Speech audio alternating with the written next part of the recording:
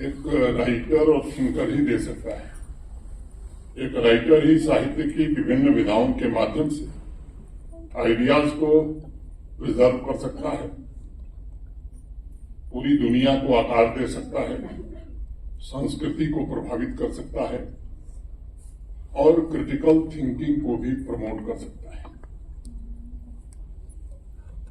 परिवर्तन के लिए भी आवाम को प्रेरित कर सकता है और राष्ट्रीय विकास को भी गति दे सकता है। मैं समझता हूं कि आज भी तमाम टेक्नोलॉजिकल एडवांसमेंट के बावजूद इतिहास का निष्पक्ष डॉक्यूमेंटेशन एक राइटर ही कर सकेगा। लेकिन यहां मैं एक बात जरूर कहना चाहूंगा।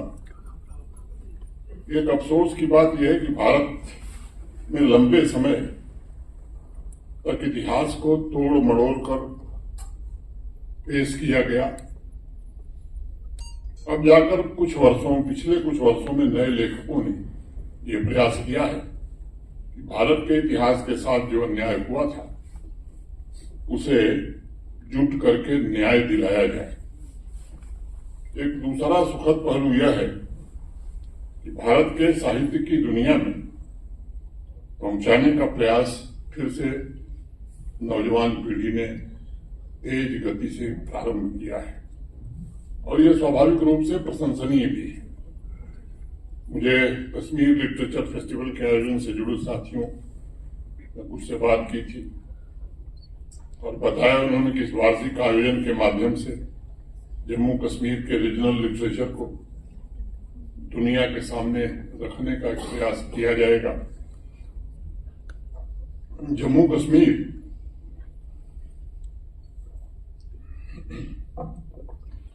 देश के साहित्य और संस्कृति का ऊर्जा क्षेत्र है, जिसमें विविध धार्मिक और सामाजिक भावनाओं का संगम स्पष्ट रूप से हमें दिखाई पड़ता है।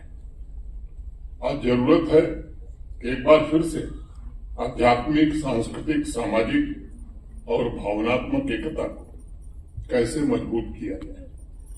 यह पवित्र कार्य राइटर्स, थिंकर्स और कलाकार सबसे अच्छे ढंग से कर सकते हैं।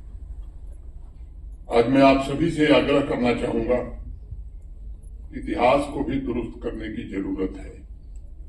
भारत के वास्तविक इतिहास को दुनिया के सामने बिना किसी संकोच के रखने की आवश्यकता है।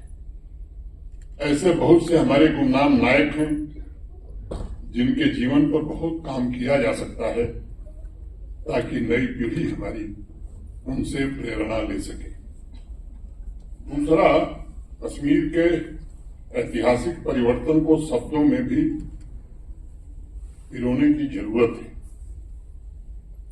जो कुछ आपको समझ में आता है, आप महसूस करते हैं,